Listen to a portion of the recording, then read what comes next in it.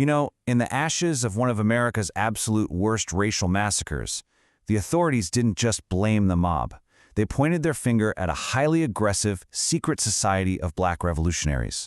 It was this organization that just burned so brightly but so briefly, a nearly forgotten group that stood right at the crossroads of black nationalism and communism. So today, let's talk about the incredible story of the African Blood Brotherhood. Okay, so let's set the scene. The year is 1921. We're in Tulsa, Oklahoma, and the tension in this city, you could cut it with a knife. It's starkly divided by race. You've got the Greenwood district, this incredibly prosperous black community, famously known as Black Wall Street. It was a real beacon of success, but that also made it a target of some deep, deep resentment.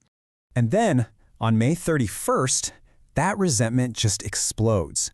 Over 2 days of absolutely horrific violence, a white mob descends on Greenwood. It's hard to even fathom, but it's estimated that as many as 300 African Americans were murdered. And it didn't stop there. More than 1,200 homes and businesses were just burned to the ground. 10,000 people were left homeless. This wasn't just a riot, it was a pogrom, a systematic planned destruction of an entire community. Now, this kind of brutal white mob violence was, tragically, all too common in America back then.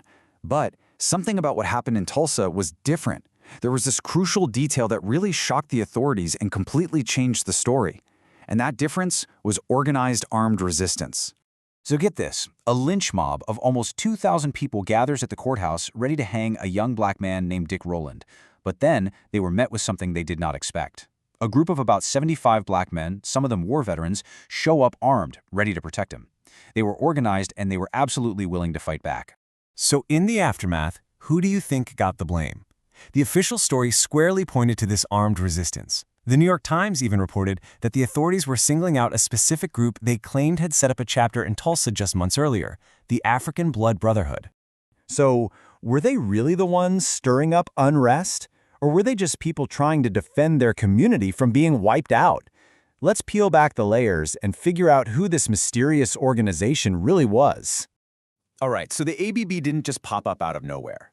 To really get who they were, we have to rewind the clock 2 years before Tulsa, to this period of intense nationwide racial violence that really set the stage for their whole revolutionary vision.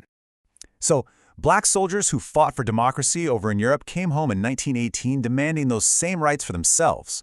Well, the white establishment responded with a really vicious backlash. The summer of 1919 became known as the Red Summer because of all the blood that flowed in the streets of dozens of American cities. And it was right out of that fire that the African Blood Brotherhood was born, up in Harlem, New York. Now, at the heart of the ABB, you have its architect, a man named Cyril Briggs. He was a radical journalist from Nevis, and he used his magazine, The Crusader, as a total megaphone for his ideas. After seeing the horrors of the Red Summer, he came to a pretty stark conclusion. Turning the other cheek was basically suicide. He started pushing for armed self-defense and a complete revolutionary overthrow of the entire system. And wow, this quote from Briggs really just captures the raw urgency of that moment. I mean, this isn't some abstract debate. It's a desperate, defiant cry for survival. For the ABB, self-defense wasn't some philosophical choice, it was an absolute necessity, and they believed it had to be achieved by any means necessary. But the ABB wasn't just about self-defense. They had this really complex and honestly groundbreaking political vision. They were trying to fuse two of the most powerful ideologies of the 20th century. If you look at their official program, you can see just how radical their vision was. On one hand, you've got these clear black nationalist goals, a liberated race, a united Negro front. But look closer. They're also demanding higher wages and, this is the key, an independent black socialist commonwealth. This blend of race-first politics with an anti-capitalist revolution is what made them so unique. So where did this socialist vision come from? Well, it was directly inspired by the Bolshevik Revolution happening over in Russia.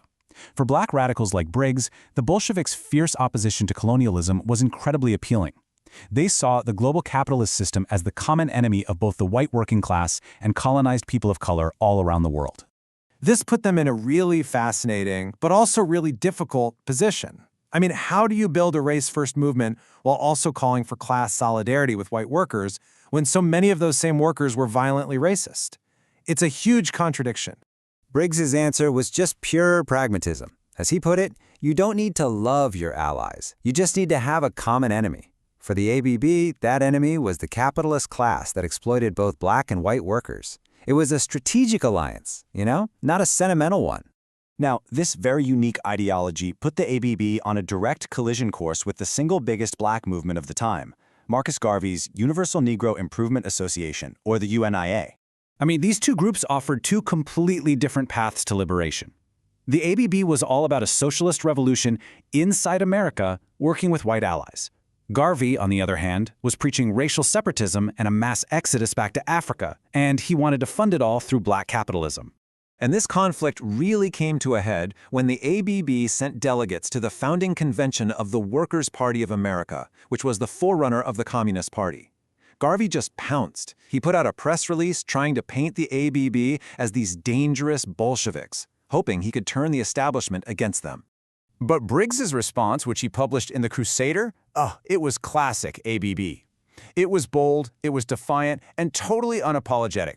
He basically said, "Yup, we did it. So what?" They were proud of their alliances and weren't going to hide it. And this open alliance would end up defining the final chapter of the African Blood Brotherhood, leading to its ultimate transformation, and eventually its absorption into a much larger movement. The whole journey of the ABB was incredibly rapid. By 1924, just 5 years after they started, the organization officially dissolved. Its members basically folded into the Communist Party's new outreach group. But their ideas? They didn't disappear. In fact, former ABB members were a huge influence in pushing the international communist movement to adopt the Black Nation thesis in 1928. This was a radical idea that argued African Americans in the South were like an internal colony within the U.S., an oppressed nation with the right to self-determination. And that idea came directly from the ABB's Black nationalist roots. So the organization itself was gone, but its spirit totally lived on through its members. Radicals like Richard B. Moore, a key ABB leader, became central figures in the Communist Party. They brought all that passion and organizing skill to the biggest civil rights battles of the 1930s, like the huge case of the Scottsboro Youths, those 9 black teenagers who were falsely accused of rape down in Alabama. So, what's the takeaway here? The African Blood Brotherhood was this militant, intellectual, revolutionary force born from the trauma of racist violence. They championed armed self-defense, and they tried to forge this unique, maybe unstable, alliance between Black nationalism and communism. And even though they were eventually absorbed into a larger movement, they injected the American left with a radical black perspective that would echo for decades. They really remain this potent reminder of a road not taken, a revolution that was imagined but never quite realized.